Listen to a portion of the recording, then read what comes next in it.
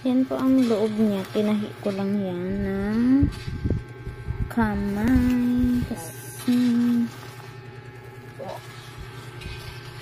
yan din ang backpack sa loob niya. Tinahi ko lang din. Kamay lang po siya. So, ayan.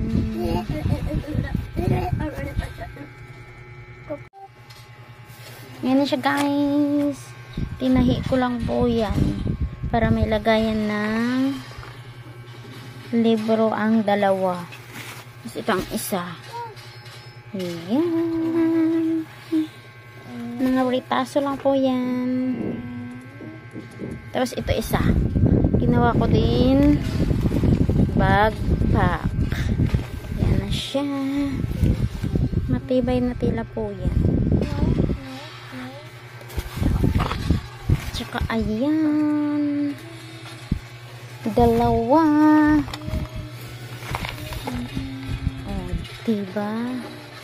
Kaysa bibili ako na sobrang mahal. Thanks for watching.